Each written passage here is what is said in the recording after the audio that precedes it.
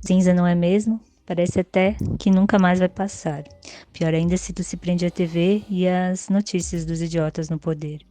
É ódio, racismo, individualismo, morte, violência, fascismo, pandemia, medo.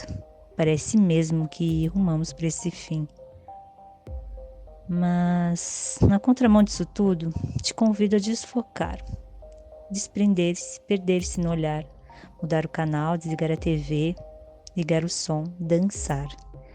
Buscar outras mídias, outras fontes. Eu insisto em insistir. Sou do verbo esperançar. Te aconselho a procurar. Tu vai encontrar logo ali, por toda parte.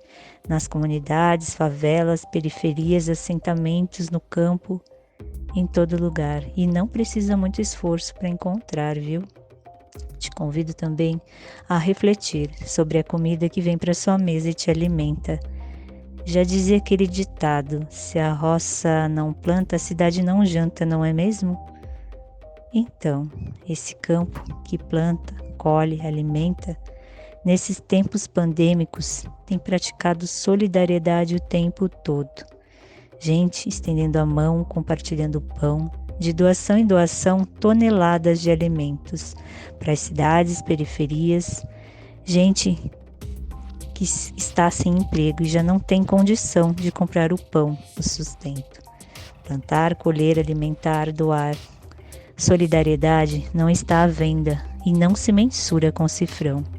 Mandioca, abobrinha, feijão, couve, mexerica, arroz, mamão é comida que alimenta, de trabalhador para trabalhador. Gente que partilha. Eita, povo bonito esse do MST, viu? Trata a terra como mãe. Mãe que alimenta, sustenta, é moradia, acolhida, comunidade. Assim como tantos outros esquecidos e invisibilizados. Os índios, quilombolas, ribeirinhos. Acho que já passou da hora de valorizar o que realmente importa, não é mesmo? Quem luta para fazer da terra alimento e sustento. Te convido a beber mais do verbo esperançar. O mundo, outros mundos, não só são possíveis, como eles já existem. Estão aqui, ali, lá. Basta desfocar. Existe uma pluralidade de gentes espalhadas por todo lugar. Temos que desligar a TV, mudar o canal. O sol já apareceu para esquentar. Ligue o som. Sorria. É tempo de se alegrar. Convido todos a dançar. Afinal, dançar, se alegrar, também é resistência. Resistência num mundo que prega o medo e a violência. Hoje nós comemoramos o 10º episódio do nosso podcast. Ainda com muito amadorismo e muitas dificuldades técnicas, estamos conseguindo manter esse projeto bem bacana e que tem persistido no objetivo de trazer debates importantes que dialoguem com a atualidade e com o que estamos fazendo de geografia pelo Brasil, que é esse o nosso foco principal, dialogar com vocês sobre geografia. Como vocês puderam notar, nós abrimos esse episódio com a leitura de um poema da Adriane Andrade, lá da Geografia da UFPR, e nós vamos tentar, na medida do possível, claro, apostar nessas outras expressões que a galera da geografia tem feito.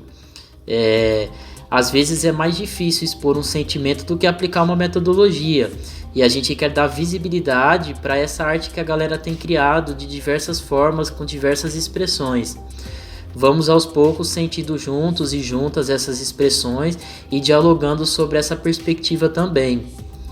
Bom, o episódio de hoje ele retoma o programa Dicionário Geográfico, que nós já tivemos um episódio, o primeiro episódio foi aquele sobre patriarcado, gênero e feminismo, e hoje o tema do Dicionário Geográfico é fascismo.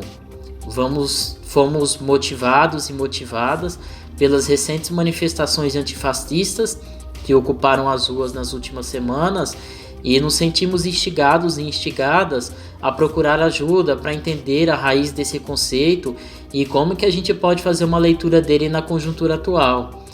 E para esse desafio nós convidamos a professora Paula Vermeschi, que ela leciona, é professora, docente, pesquisadora do Departamento de Geografia da Unesp aqui de Presidente Prudente.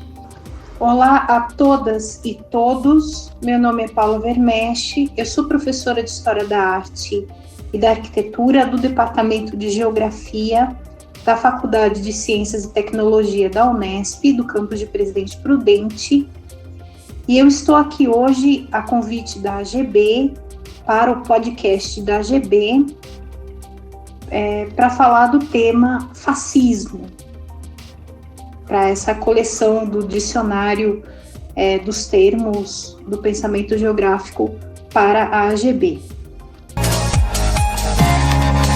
Rádio Geográfica, podcast de educação, ciência e cultura.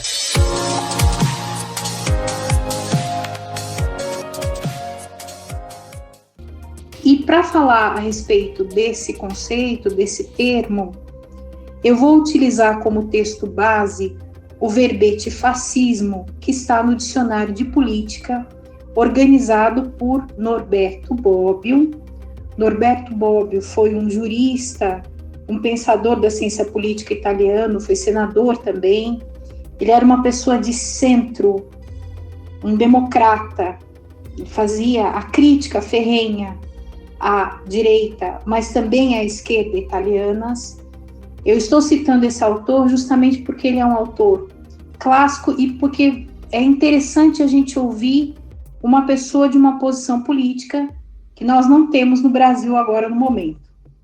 Um democrata de centro, uma pessoa moderada. Pois muito que bem, ele e outros autores escreveram o Dicionário de Política, ele teve vários colaboradores, e no caso do verbete específico sobre fascismo, por que é interessante ouvir Norberto Bobbio? Em primeiro lugar, ele tem, sim, uma crítica muito ferrenha ao fascismo, mas dentro de um campo de uma democracia liberal. Tudo bem? Então, aqui nós não estamos falando de um autor marxista que faz a crítica do fascismo dentro do marxismo.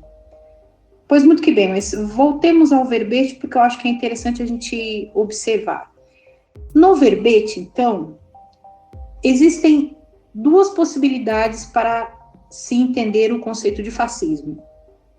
Primeiro, seriam teorias singularizantes do fenômeno, ou seja, autores e teóricos que tentaram explicar a singularidade da experiência histórica italiana. Então, em 1919, surge um partido liderado por Benito Mussolini. Esse partido faz uma crítica à democracia liberal burguesa, mais uma crítica autoritária, uma crítica de extrema direita, uma crítica que em alguns momentos se traveste de movimento popular, mas é uma grande farsa. É um aspecto cênico muito forte no fascismo italiano, e essa ruptura com o liberalismo se explicaria por conta das crises econômicas do início do século XX. Então, nesse sentido, muitos autores falaram que o fascismo surgiu na Itália como uma degeneração das formas burguesas de se fazer política. Quanto às teorias generalizantes do fenômeno, segundo o verbete do Dicionário de Política do Bobbio, nós teríamos, primeiro, uma consideração sobre o fascismo como ditadura aberta da burguesia. Essa concepção advém de autores marxistas, do Partido Comunista Italiano ou de outros partidos comunistas, pessoas da esquerda. O fascismo como totalitarismo, e a principal teórica que falou do fascismo como totalitarismo foi Hannah Arendt, e aí ela faz essa consideração baseada num pensamento liberal. O fascismo como uma das vias da modernização, E aí a gente tem alguns autores que diriam que essa forma política ela é uma forma intermediária rumo a um capitalismo financeiro, o que a gente chamaria também de capitalismo tardio. E, por último, existe a ideia de que o fascismo seria uma revolta da pequena burguesia contra a alta burguesia. Então, que esse ressentimento desses segmentos da classe burguesa se revesteriam de uma forma política. Percebam que, nessas teorias generalizantes sobre o fascismo, então, ele é entendido como um fenômeno que não aconteceu apenas na Itália, mas em outros lugares também. E essas teorias, elas também dão conta do nazismo na Alemanha, do integralismo no Brasil, ou seja, de formas políticas análogas que surgiram em outros países, para além da Itália. Sempre, então, a gente percebe que, em todas essas explicações, existe a ideia de que o fascismo, ele é uma forma política autoritária que beira a barbárie de facções da burguesia. Que existem fissuras entre a classe dominante do capitalismo, a burguesia, e que nessas fissuras surgem esse tipo de figuras como Benito Mussolini, como Adolf Hitler e tudo mais. Há um tempo atrás houve uma polêmica bizarra na internet brasileira, porque alguns seguidores de Olavo de Carvalho, o astrólogo que se diz filósofo, diziam que o nacionalsocialismo alemão seria de esquerda, porque tem socialismo no nome. E foi uma polêmica muito bizarra, porque, inclusive, o portal de notícias alemão Deutsche Welle entrevistou grandes professores, especialistas sobre a história do nazismo na Alemanha, e todos eles foram unânimes em afirmar que o nazismo é de extrema direita. Por que o nazismo se chamava nacionalsocialismo? Porque era uma resposta das facções da burguesia ao movimento internacional socialista. A Internacional Socialista, que havia surgido na segunda metade do século XIX, e como todos sabemos, inclusive Marx, foi da Internacional Socialista, Bakunin, um dos líderes do movimento anarquista, ou seja, do movimento operário, do movimento da classe trabalhadora. A classe trabalhadora no capitalismo se entende como internacional, entende que os problemas que a classe trabalhadora vive num país são os mesmos de outro país, então o movimento operário é um movimento internacional. Os autores do socialismo que estavam ligados ao movimento operário, eles dizem do internacionalismo desse movimento. Por isso que a extrema-direita alemã, parte dessas facções da burguesia, então, que estavam por trás de Hitler, vai dizer que é nacional-socialista. Isso também aconteceu no fascismo italiano e no integralismo brasileiro, uma grande afirmação de um nacionalismo, que é um nacionalismo interessante porque ele pressupõe a intervenção estatal na economia em alguns aspectos, mas não em outros. E que esse planejamento, ou essa intervenção estatal na economia, evidentemente, ela não vai se dirigir à inclusão das classes trabalhadoras em algumas benesses desse Estado. Aqui também a gente precisa tomar cuidado, porque muitas vezes as pessoas falam, mas a legislação trabalhista brasileira, ela era moldada a partir do fascismo italiano, e isso não é verdade, tá? Isso é uma mentira, de vez em quando as pessoas também aparecem com esse tipo de discurso. Então, a gente considerando o fascismo, como diz o Bobbio, como algo singular à Itália, ou como um fenômeno que ultrapassa a própria Itália e que é uma das formas políticas do capitalismo tardio, do capitalismo financeiro, dessa fase do capitalismo que nós estamos vivendo, em todas essas teorias, hipóteses e tudo mais, a gente percebe que a resistência ao fascismo, ela vem justamente da classe trabalhadora, do campesinato, do operariado, de parte da pequena burguesia, trabalhadores urbanos, artesãos, artífices, e de fato a resistência ao fascismo, o movimento antifascista, ou o movimento antifa, como se chama internacionalmente, ele é um movimento muito ligado aos partidos que têm como bandeira a defesa dos interesses da classe trabalhadora. Isso é importante da gente entender, porque em todos os lugares o movimento antifa é um movimento das classes populares, das classes trabalhadoras, contra essa proposta autoritária, bárbara, criminosa de facções da burguesia.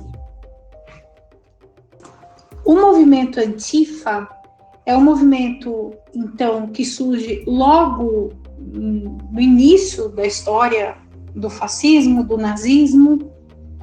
O movimento antifa, ele se compõe de camponeses, de operários, de estudantes, enfim, de pessoas das classes trabalhadoras que lutaram heroicamente, literalmente, lutaram mesmo. Fizeram guerrilhas contra os exércitos nazista, fascista, enfim. Agora eu vou fazer um breve discurso sobre o fascismo no Brasil. O fascismo no Brasil, ele teve seus simpatizantes. Teve gente que mandou dinheiro para a Itália para patrocinou os fascistas. Eu estou falando do conde Francesco Matarazzo, que em São Paulo, ele virou um industrial, um grande industrial, ele mandou dinheiro para Mussolini. Muita gente da colônia italiana no Brasil, que havia ascendido socialmente, deu apoio. Existia uma ambiguidade na posição política de Getúlio Vargas. A princípio não se sabia se Getúlio iria apoiar ou não Hitler, Mussolini, enfim, e depois o Brasil entrou na guerra, fez uma campanha heróica contra os nazistas e os fascistas na Itália. Essa ambiguidade da política brasileira, ela muitas vezes vai comparecer nessa questão do fascismo aqui.